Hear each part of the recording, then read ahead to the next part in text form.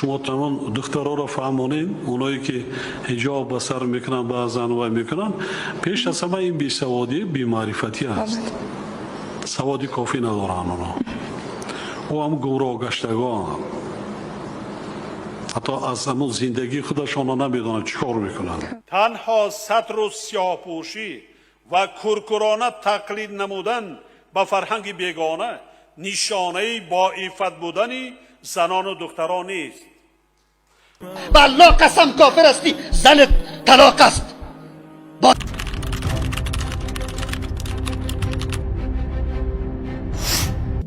نامه مرا علاحیده نشر کنید. شماره 47 است.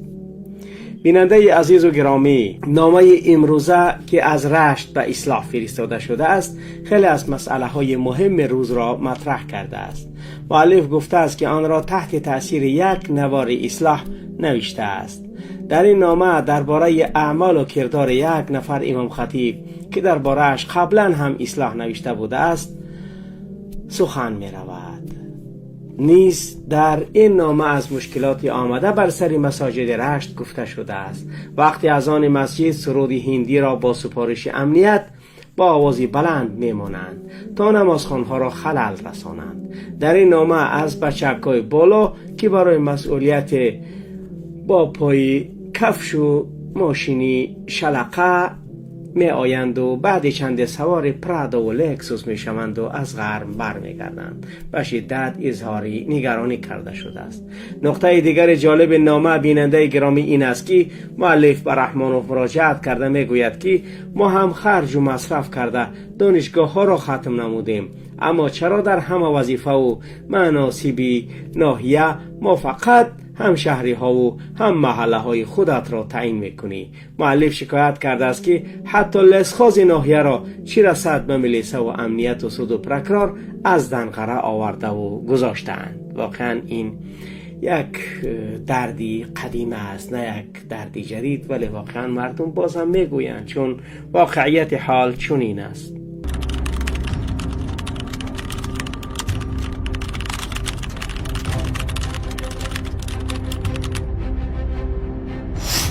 سرلوحه سوالی است که از این نامه برداشته شده است. سلام علیکم و رحمت الله و برکاته. برادر محمد اقبال صدرالدین، من یکم بار است که به شما نامه می نویسم.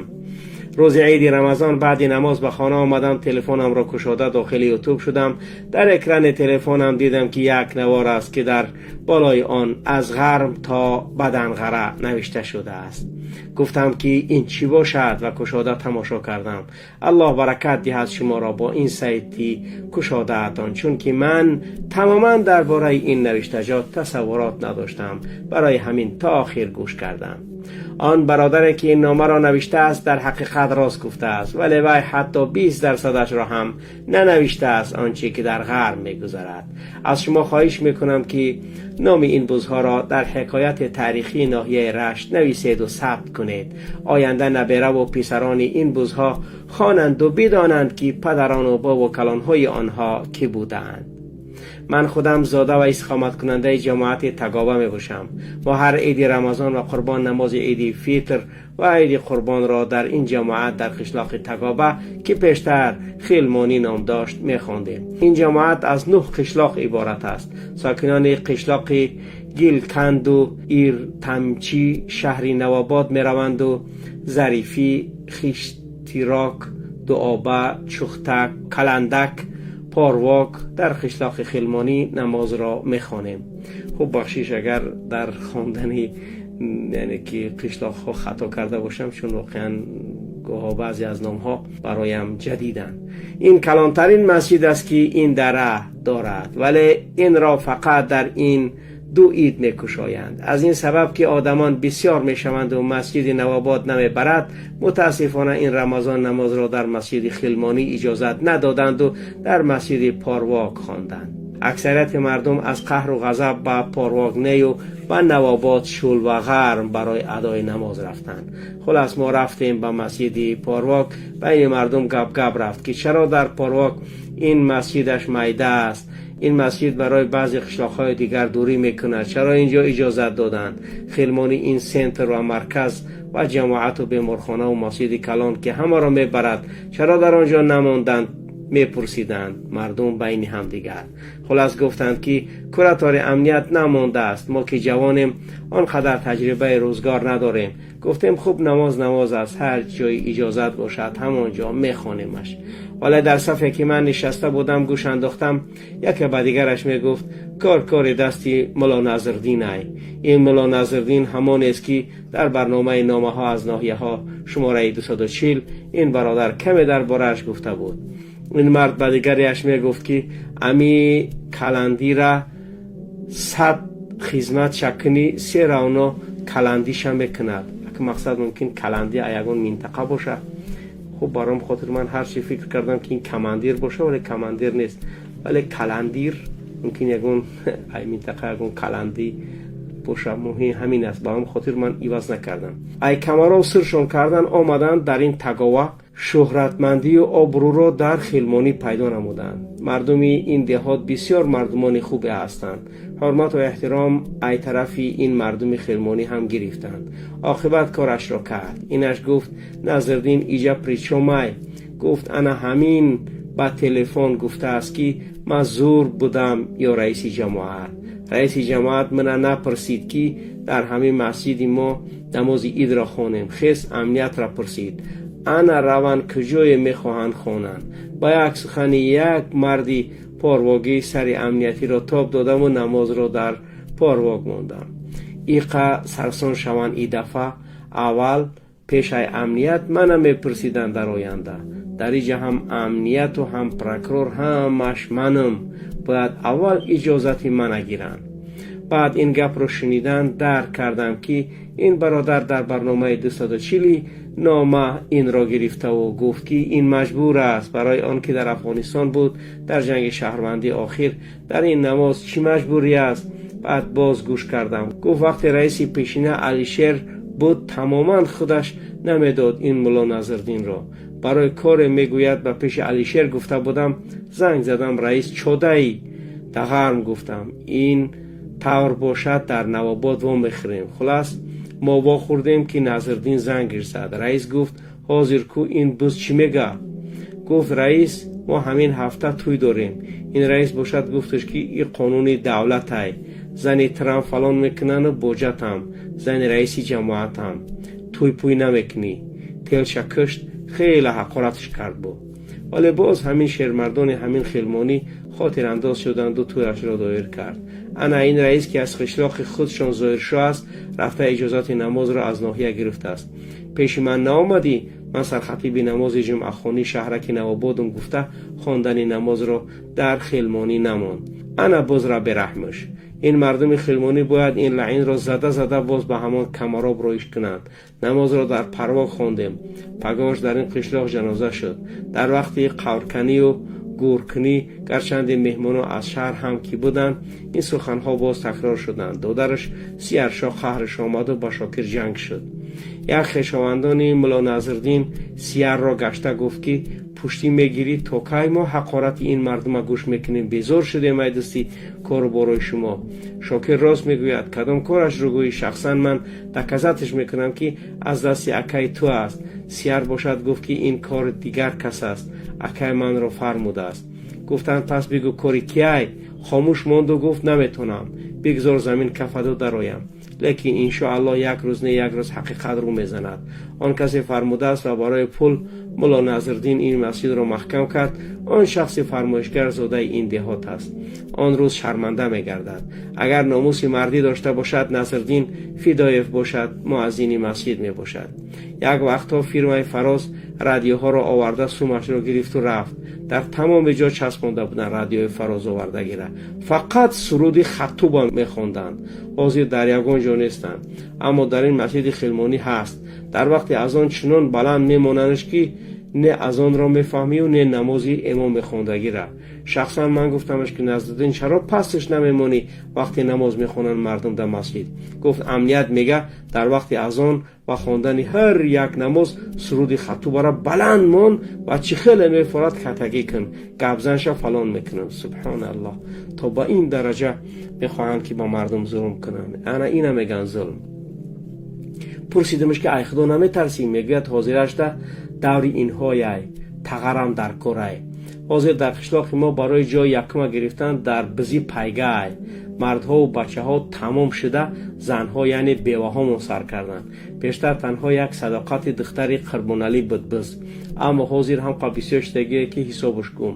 انشاءالله در نامه دیگر همش می نویسم. اکا مراجعت من به مولا نظرالدین میدونم گرچنده سرت را تاب دادند به مانندی سری سعدالله که رئیس قشلاق است، ولی از ایزایش نمی آید به قشلاق. معاونش اکای خورشید کارا پیش برده است. روزی می شود تو را با مانندی انا همین سعدالله ایزای وجدانت نمی بردارد که در این دهه بیستی. آن وقت به سوال مردم چی جواب خواهی گفت؟ گرچنده سعدالله با مانندی تو یگان جا را محکم نکرد، اما چپا کرد که اسفالتش میکنم. چند سال گذشت ولی کو اسفالت؟ با این سوال جواب نیست. چرا این کار سعدالله را فکر نکردی؟ تو که داننده دین هستی، بعضی کارها گفتی خودت از دستت می آید. چرا جوانان این جماعت را نشلنیکی گهی نواباد شانازر نامش است و خودش را از قلعه سرخ میگوید، به سبب می قپد و جریمه میکند و مبلغ کلان هم میگیرد. حالا که تو داملای میدانی که این کثافتی غرمی نیست، این از ناحیه خراسان ایغاز ملیک می باشد. تاجیکی توزه هم نیست، خودت میدانی. در غرب مرد نیست که در این وظیفه ها بیسته، چون که بالا این را نمیخواهد، باید از بچکای بالا باشند. چرا سر راهی این را نمیگیری داملا و اقلا جایش را چرا انیق نمیکنی که چی ملت است و از کجا، نام اصلیش چیه؟ چون که آینده با ما در کار است این گیشنیک. من یک دوست دارم در نواباد و گفت وقتی مرا قپی سومی کلان پرسید، یک خشمون در مقامات وظیفه نه اونقدر بلند دارد، ولی زنگش زد و گفت که اوجیانی منه. اگر یک بار دیگر یک دروازی را می قپی میارم میدونم چی کارت کنم. حاضر دروازی را نمی قپد که نواباد قریب نیم زیادش دروازی های. وای مرا گفت خشی ما چینی شاه کماندیر در مقامات آبرو ندارد. چرا اقلا یک بار شاه گپ نمیزند؟ شاه گپ نزد شاید نمیداند، لااقل تو گپ زن داملا. از فرصت استفاده برده به شاه گفتنیم شما که نچلنیک میلیسیای ناحیه خراسانه، از شما احترامانه خواهش میکنیم به خاطر نام نمک این سرزمین فرمانده و غازملکی را رنگ این حیوان خونخوار آنها هم جریمه و سومکارکنی را سر کنند. در وقت آمدنش به یک ماشین شلقه نیکسی آمده بود. حاضر تویوتا کیمری یا کارولا در زیر پوشای با یک معاش دولتی ای کجا داد شنبه سه خانگی. وای به حال تو بر این زور که جوانان وطن را غاره دارند و تو باشی دست بالا کرده باز دعاشان میتی. سر برهم خورد. تو این را دیدی به چشمت. انشاءالله این حکومت هم برهم میخورد. نزدیک است آن روزی بزرگ. با این سویتنیک هایت که این مسجد ها را محکم کردی و با میگوی زور کی بوده است، تو اگر ملای حقانی باشی نباید در تلفن این طور میگفتی. اکنون که گفتی انشاءالله روز میشود شرمنده‌وار خودت از این وطن عزیزی ما برآمده میروی با پای خودت. مراجعت من به این برادری که این نامه را از مسکو نشر کرده است درباره یک بریگادیری خونخواری که مبلغ آنها را قریب که 20% را میگرفته است. اگر در یادتان باشد یک برنامه کرده بودیم از یعنی که بچهای همدانی بود به فکرم که مردم مصرکشایی که در مسکو هستند پولاشون با زوری میگرفته بود، درباره همون گفته است کن. آیا از مسکو است که یعنی همدانی بوده است. اکنون تو جوانی و کلت کار کرده است، میگوی حقمان را خورده ایستاده است. باید این را پدرش پرسد که این قدر پول از کجاست. من به شما راضی، ولی سوال پیش می آید که اگر این پدران سوال را کنند و کردند میدونی پسرش چی جواب داده است؟ گفته است اتا وقت ما مایده بودیم فقط آرد می آوردی که مانندی سینکه بود. ما نان نیو سینکه می خوردیم. اکنون که لوبای چی برای من فراوان است گپ نزن بخورته. خب دوم، اگر این پدرها پرسند که ولایت ختلان پشتی پدر پسرش را نپرسیده نمیماند. حاضر ما تاجیک ها در روسیه یک خیلمان میلیونر شدیم. شاید پدر این بریگادیر شما فکر میکند که پسرم یگان بیزنس دارد، ولی سوال این است که چرا پدران دیگر فرزندانشان در ناحیه رشت برای ادای خدمت میروند و میدانند که پسران ما با مانند جنابشان کاستیم و بروک را پرکت گرفته میروند، ولی بعد یک دو ماه کارشان و پدرشان پرادا و لکسوس و پسلید مدل روان میکنند و در سنتر دوشنبه خانه های با حشمت میسازند. مگر این پدرها نمیدانند که در ناحیه رشت زواد لکسوس و پرادا نیست؟ آخر همه اینا پولای دزدی مردمی مظلومی غرمن. تاجیکستان ما پول واحد دولتی سامانی خودش را در گرمانیا پیشت میکند. چرا نمیگوید که پسرم این پول ها، این خانه ها، این ماشین ها، این گوسپند و گاو و کارتوشکا و دیگرش ای کجان داخل؟ ما در وطن خودمان میگوییم مسلمانیم باید لقمه حرام نخوریم. پس اندیشه کن برادر، مادام اینها در این وطن ما که 99% مسلمان و نمازخوانند، یعنی در اینجا فقط ما تاجیکیم، مقصد ازبک و لقای و قلاق فرغانچی و نیوری و شینسکو خیکو این کارها را ای روسیه دیده بسیار میکنند. پدرهایشان یگان بار نمیپرسه که بچه می کارها را نکه آخر. آن بریگادیر شما در وطن است که آنجا تمام ملت است، شاید برای همین در خیالش هم نآید این گپ ها که پدرش بپرسه. باور کن بناچار میبرندت میگوی در قانون این طور نیست آخی، میگوید من زدگیم قانونت را و هم جنابت را و هم رستم تا وقتی سونپار کنی ای ما باید کارش کنم، مرا فرمیدین، اگر مرا نفرمان منم نمیگیرم. بگوی آخر نخواد برای یک شپلاق بچه همسایم را زدن من باید 30,000 سومانی، یا برای بچم که از مرخانه همسایه 5 سال پیش یک دانه تخم مرغ دزدیده است میگوید که فرقش نیست، یا پلمتی یا سلفی یا بر ضد سیاست پیش گرفته این گاوی ملت برآمدی گفته ستیت میزنند. جواب میدی میگوی پس چرا خودت حقارتش میکنی گاوی ملتش میگوی؟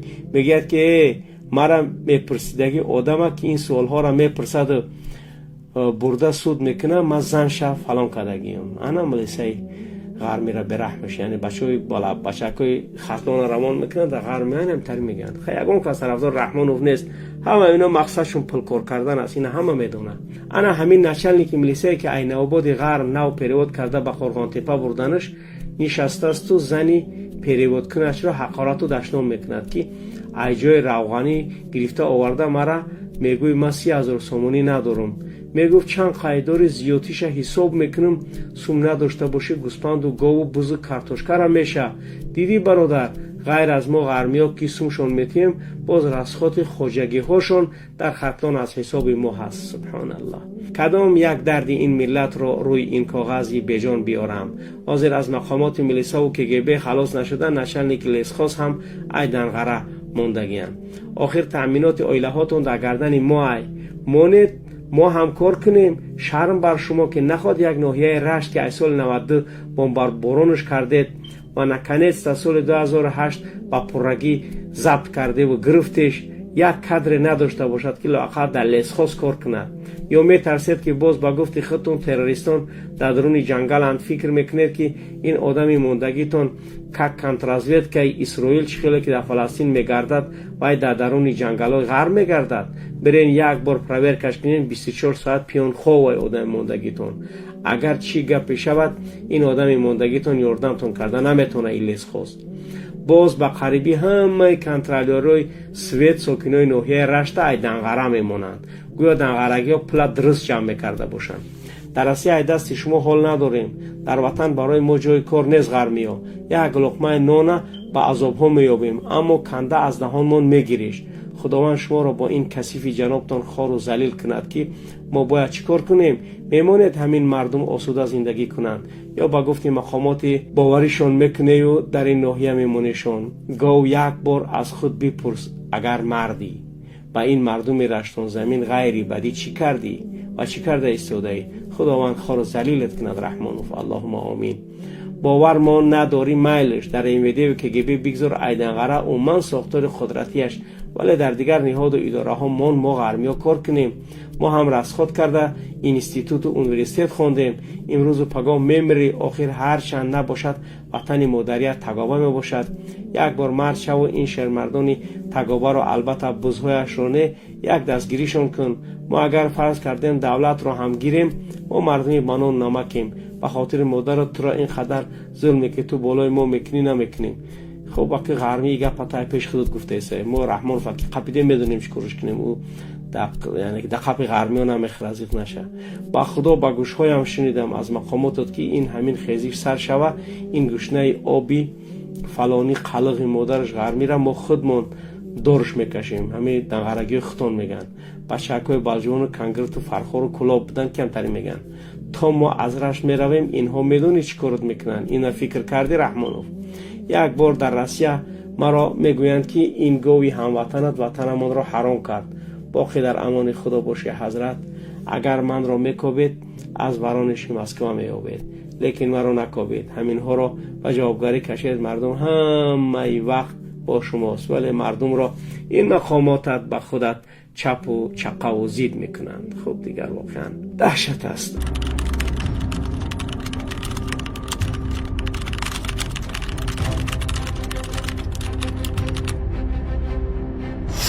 بیننده عزیز و گرامی، نامه‌ای که از رشت رسید و آن را دیدید تنها یک درد شخصی نیست، یک تصویر واضح یک رژیم فشار است که سالهاست بر سر مردم تحمیل می شود. در این نامه چند نقطه مشخص بیان شده است که نمیتوان آنها را نادیده گرفت. اول، دخالت مستقیم ساختارهای امنیتی و کارهای دینی. اگر واقعا در یک مسجد وقتی اذان به جای صدای مؤذن سرود خطوبه با فرمان بلند پخش شود، این دیگر نظارت نیست، این تحقیر آشکار ارزش‌های دینی و آزادی وجدان است. این عمل نه تنها احساس نمازخوان‌ها را میرنجاند، بلکه نشان می‌دهد که تا چه اندازه مقامات محلی با احترام دین و مردم بی‌اعتنا شده‌اند. دوم، بستن مسجدها و محدود کردن عبادت با بهانه‌های ساخته.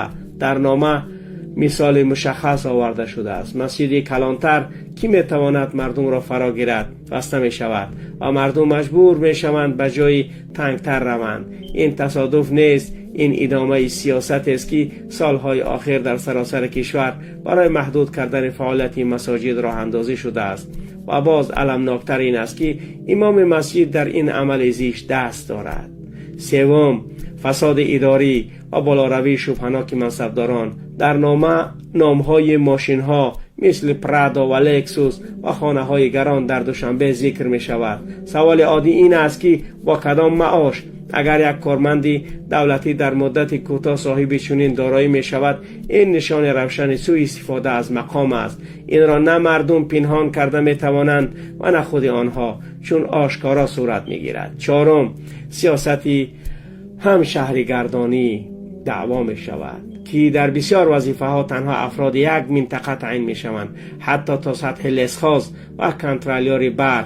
این عمل نه تنها به عدالتی است، بلکه پایه های دولت داری را ضعیف می کند. دولتی که با عدالت تکیه نمی کند دیر یا زود با باوری مردم خیر خوش می کند. این همه دلیل ها یک چیز را نشان می دهند: مردم می بینند، درک می کنند و خاموش نیستند. شاید امروز صدای آنها ضعیف نماید، اما جمع شوی چنین نهادها یک واقعیت دیگر را می سازد.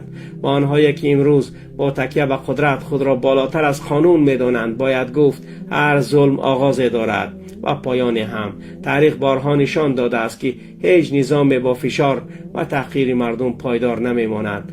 آنچه امروز به نظر قدرت می نماید، فردا می تواند به مسئولیت و پاسخگویی تبدیل یابد. مردم فراموش نمی کنند، نه تحقیر مسجد را، نه محدود کردن عبادت را و نه بی‌عدالتی را. و روزی می رسد که برای هر عمل پاسخ خواهد داد. بله، امیدوارم که در وضعیتی که در غرب فعلا وجود دارد حتما تصمیم خواهند گرفت، وگرنه هر دقیقه دیر خواهد شد. آنچه این مقاماتی که در آنجا گذاشته اید، اینها هرگز به منفعت رحمانوف نیستند. هر ظلم آنها میتواند یک دینامیتی خاموشه باشد که هر چی تیزتر رژیم خوناشام رحمانوف را سرنگون سازد.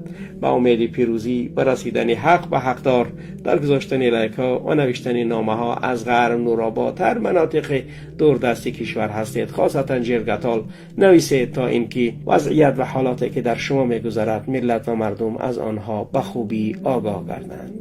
با امید پیروزی با شما بود محمد اقبال صدرالدین. سلام علیکم و رحمت الله و برکاته.